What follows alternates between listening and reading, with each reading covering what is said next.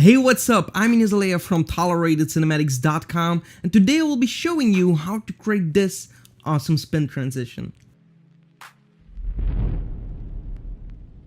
Alright, so that looks really cool. Let's jump into Adobe Premiere Pro and see how it's done.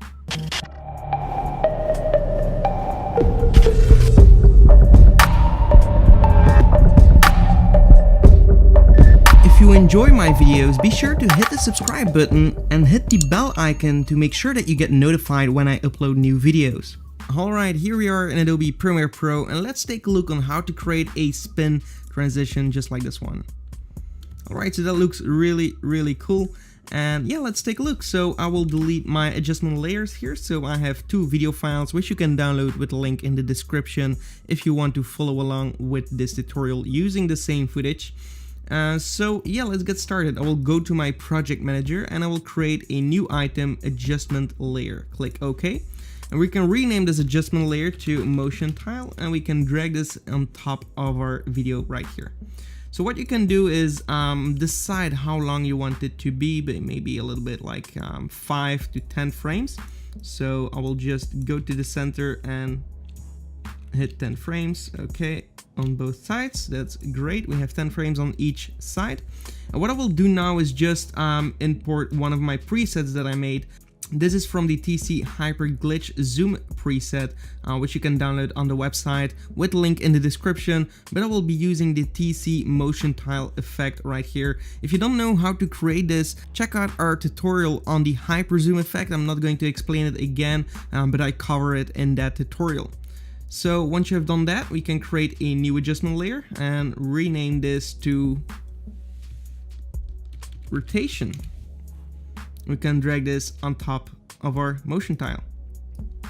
Drag it a little bit longer, and here we're going to add the effect transform to. Apply it to that new adjustment layer and change the scale to 300. And there we go.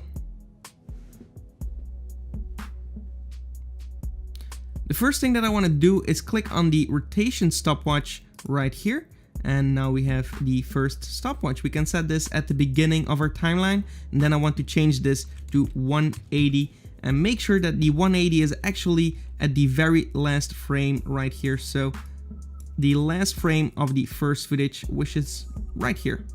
Then the next frame, I want to set this to minus 180, but a little bit less than minus 180, because you have to imagine that it's actually in the rotation and everything is going simultaneously. So that's what we have here, and then right here at the end we can set this back to 0. Okay, so now we have this animation.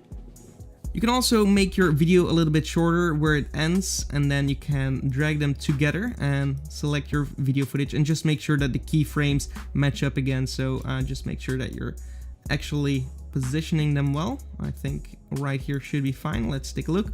Alright, so my keyframes are set up correctly. The reason why I'm doing this is if you go to effects, video transitions, dissolve, cross dissolve, and apply cross dissolve to those videos, make this a little bit shorter, this transition.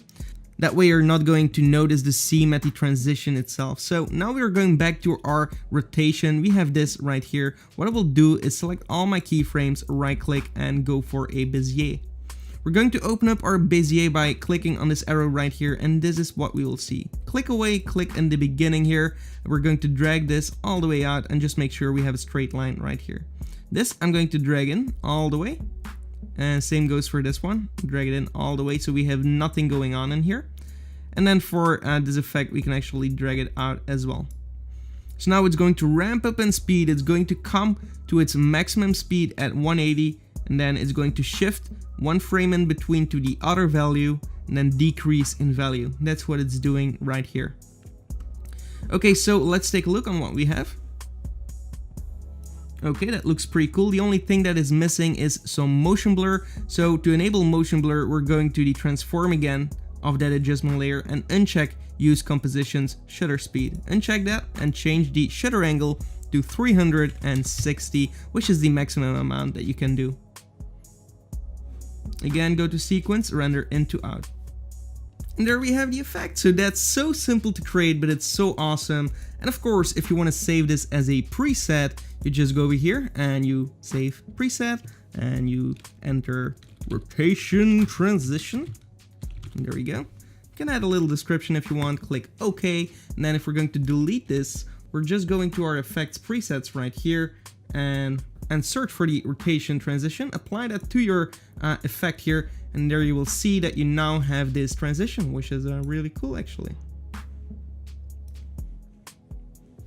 Boom. Alright, so that's it for this tutorial. If you enjoyed watching it, give this video a like and definitely subscribe to the channel. Also check out our website. We have a bunch to offer for filmmakers and video editors. Links in the description. And apart from that, I'll see you later. Goodbye.